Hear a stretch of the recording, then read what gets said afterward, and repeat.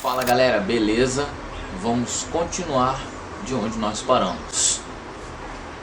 Pegando um gancho nas nossas aulas anteriores, Nós temos que destacar algo muito importante. Toda a influência que Dom Pedro recebeu, que a coroa recebeu, que o povo brasileiro imprimiu dentro do governo português para que houvesse a independência, foi um conjunto de ações externas agregadas a ações internas do nosso país. Como vocês perceberam, nas outras aulas eu falei sobre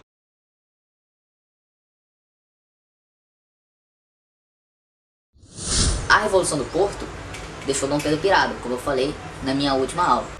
e como ele ficou muito chateado, ele resolveu ficar.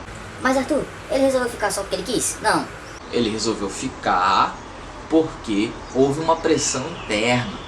Houve uma pressão externa para ele voltar para Portugal? Houve. Mas houve uma pressão interna para ele permanecer no Brasil. As províncias já estavam se articulando, principalmente as províncias aqui da região sudeste. Rio de Janeiro, Minas Gerais e São Paulo. Como eu falei em outras aulas também, o Brasil era muito dividido, né? Então, a gente não pode falar que houve esse mesmo movimento, houve essa mesma intenção nas províncias de Pernambuco, da Bahia e entre outros estados que o Brasil possuía naquela época, as outras províncias daquela época. Mas a pressão fortemente exercida pelas províncias aqui do Sudeste fizeram a diferença na tomada de decisão de Dom Pedro. Então, no dia 9 de janeiro de 1822, ele resolve ficar. Vou ficar com certeza. Dia 9 de janeiro começou um dia tranquilo. Por volta das 10 da manhã, o Senado e a Câmara fizeram uma reunião com Dom Pedro, aí foram lá, se reuniram, aí deram as ideias dele, tipo assim: Mano, ou você fica, ou a gente vai tornar o Brasil independente. Irmão, ou você fica, ou os Estados Unidos e a Inglaterra vão apoiar a nossa decisão de independência.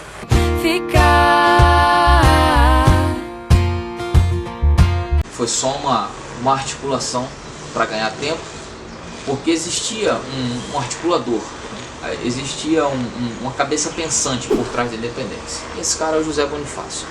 Não vou tirar o mérito dos outros que estavam junto com ele, porque ninguém produz nada sozinho. Mas ele era um cara muito inteligente, muito estudado. E o ideal de independência visualizado por José Bonifácio tinha Dom Pedro como a pedra angular, como alguém que fosse fundamental para garantir a unidade do país. Haja vista que as guerras de independência que tinham acontecido ali nos países que eram parte da coroa espanhola, né, a América espanhola, elas foram guerras que trucidaram esses territórios, né, dividiram eles em diversos países. Colômbia, Venezuela, Equador, tudo isso era uma coisa só. E eles acabaram se dividindo em pequenos territórios.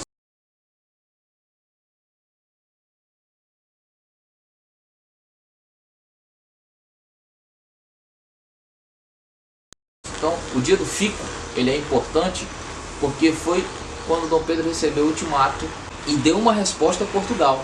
E aí a gente consegue perceber nas cartas dele que ele manda para o pai durante o ano de 1821 uma mudança de entonação dele, no sentido de que no começo ele estava meio chateado, como eu encerrei o último vídeo, ele pirado porque estava sem dinheiro, sem condições, o país estava quebrado, e aí ele começa a se envolver com a sociedade, e aí ele começa a entender que ele era o imperador do Brasil. Ele já foi deixando claro que ele ia ficar. E não ia ter jeito dele ir embora, porque as revoltas que estavam acontecendo aqui dentro só estavam sendo diminuídas pela presença dele. Então Dom Pedro fala para o pai dele, em uma das suas cartas, que realmente não há mais saída. Já em dezembro de 1821, não há mais saída. Ele ia ter que ficar. Ele já estava ouvindo boatos de São Paulo, de Minas, e aí no final de dezembro começa a chegar as representações.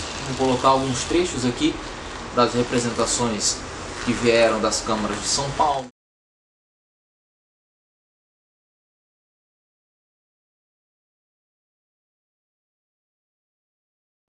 da Câmara do Rio de Janeiro,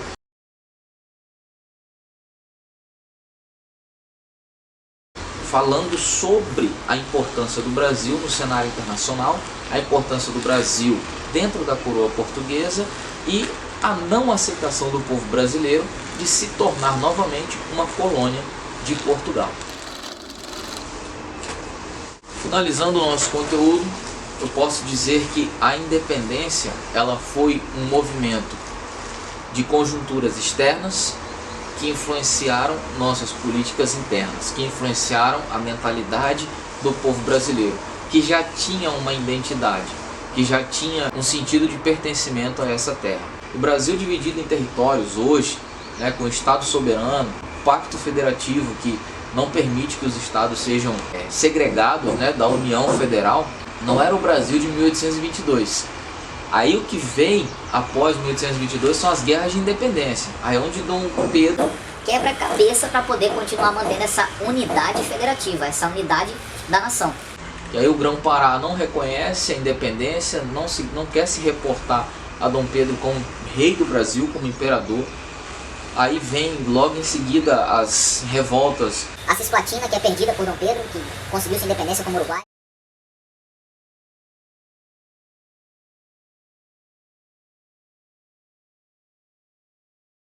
De fato, a independência, esse momento de independência de 1822 até ali o ano de 1889, quando foi a proclamação da República, foi o interlúdio, um período de adaptação da sociedade brasileira, da aristocracia brasileira, para que se chegasse ao movimento de república, porque os ideais da república já aconteciam fazia muito tempo. Não houve um dia específico que marcou a história do Brasil. Aconteceram vários fatos que envolveram sociedade, cultura, política e economia para que o Brasil se tornasse independente em 1822 e pobre, sem dinheiro. Valeu, gente, obrigado aí. Essas aulas do Descomplica vai estar lá no nosso canal. Não deixa de se inscrever, hein? Uma coisa importante, todo o conteúdo que eu gravo e que eu tô deixando aqui no YouTube para vocês, na descrição dos vídeos vai estar lá a bibliografia onde foi consultado esse material, vai estar lá o resumo da explicação dessa aula, que é muito importante quando você quer estudar de uma outra forma, você quer ler, você quer pegar esse conteúdo e imprimir para você estudar de uma outra forma.